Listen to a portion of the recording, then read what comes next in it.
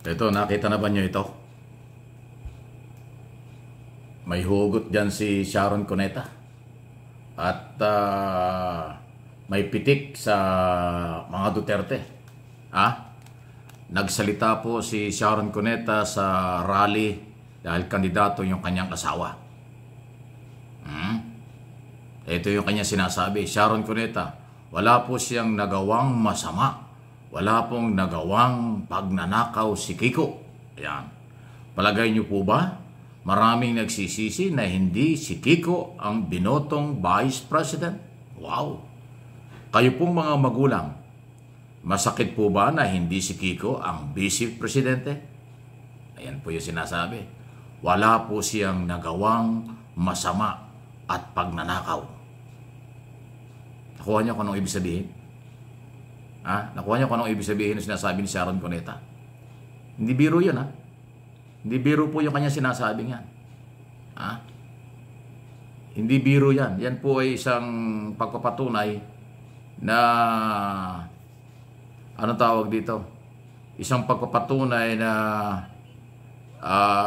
si Sharon Cuneta ay may pinanghuhugutan. Ito pa yung isang yung sinasabi niyan. Yan nga ho. Ganda ito. Masakit po ba na hindi si Kiko ang naging Vice President? Wala po siyang masamang ginawa. Walang nagawa siyang masama. Wala pong nagawang pagnanakaw. Ayan. Ito yun ng 2022 Vice President at Presidential Election. Na kanyang magugunita, si Kiko Pangilinan, asawa ni Sharon Cuneta, ay tumakbo na Vice President at naging kalaban ni Inday Sara. Noon ay Mayor, ngayon ay Vice President. Matindi yung hugot ni Sharon Cuneta.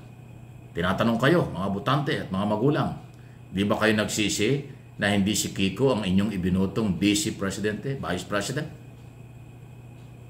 Ang hugot, ang lalim Wala daw siyang ginawang masama at hindi daw siya nagnakaw o magnanakaw. Anong dating sa inyo nun? Hindi man niya pinangalanan, pero malaya ang mga Pilipino, kahit ako, hindi lang ako, kayo lahat. Pwedeng ang kanyang pinapatamaan ay ang kasalukuyang Vice President. Kasi nga, nasasangkot ang pangalawang Pangulo sa inimpeach sa Kongreso dahil sa graft and corruption, kinasuhan ng NBI dahil sa inciting to sedition, grave threat at iba pa. Di ba yung walang ginawang masama at pagnanakaw, iisa yun Doon po sa article of impeachment, meron doon isyong graft and corruption. Pagnanakaw yun, umano. So, tinitik, tinira ni Sharon Cuneta ang Duterte.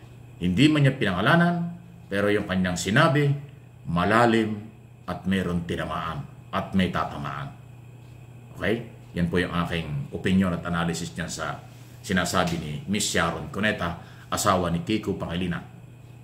Na every time nakakampanya si Kiko, natural asawa yan, siya ang lumalabas. Siya yung lumalantad. At yan ginawa dun sa rally.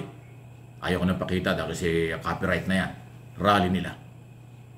Isipin mo may hugot na ganun. Kaya kayong mga magulang, kayong mga butante, di ba kayo nagsisi na hindi si Kiko ibinoto nyo? Dahil ang tingin niya, parang ang dating sa akin yan, ang pinapalabas ni Sharon Cuneta, kung si Kiko ang naging Vice President, wala daw masama, walang problema, walang nakawan ngayon. Parang lalabas niya dahil nagkamali kayo na binoto, ibang ibinoto nyo, anong nangyari?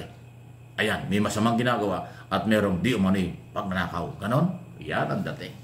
Kaya mga Duterte ang tinamaan dyan. Hindi naman pwedeng tamaan dyan yung ibang nakalaban ni Kiko Pangilinan ng Vice President candidate. Wala. Dahil kasi isa lang naman ang Vice President ngayon. At si Kiko ay siya kasama ni Leni Robredo na number 2 sa pinakamalakas na kalaban ni Bongbong Marcos at Inday Sara ng 22 presidential election 2022. Di ba?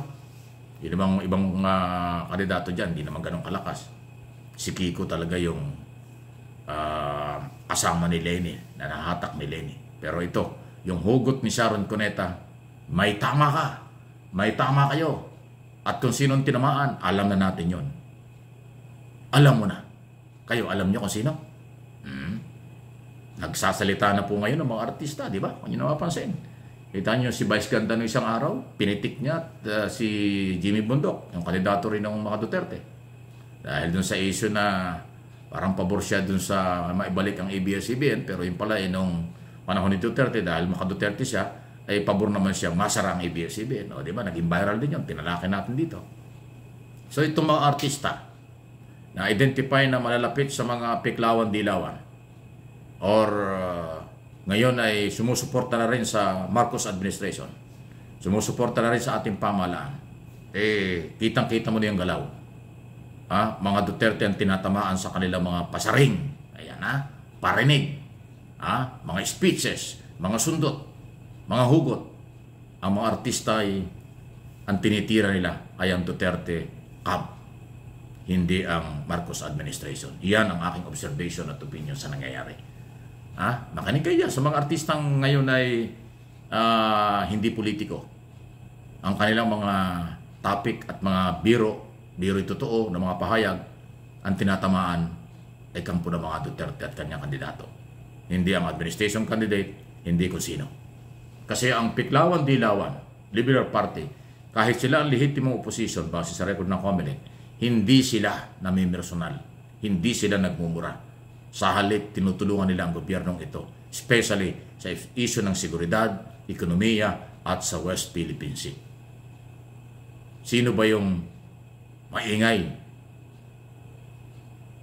Ang katahimikan o nakakabingi ang katahimikan tungkol sa West Philippine Sea. Di ba ang maingay tungkol sa West Philippine Sea ay yung pabor sa administrasyon, pabor sa ipinaglalaban ng mga Pilipino atin ang West Philippine Sea.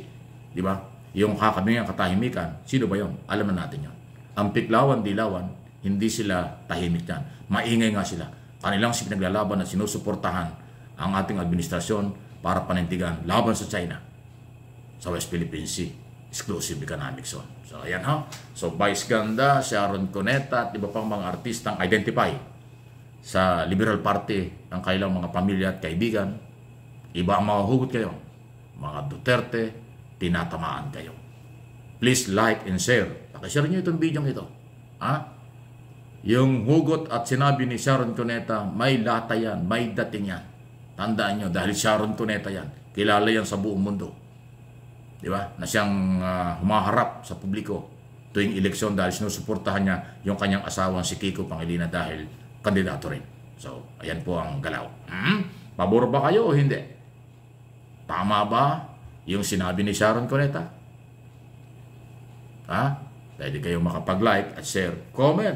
Tamang comment. Professional na comment. Huwag below the belt. Ang atin dito, issue lang. Nagigising at ating pinapaliwanag ano ang mga nangyayari sa panahong ito. At dito po sa aking mga channel, ay pipilitin natin hindi man lahat maibahagi sa inyo ang mga kaganapan. Buhay na kaganapan. Buhay na katotohanan. Walang fake news dito.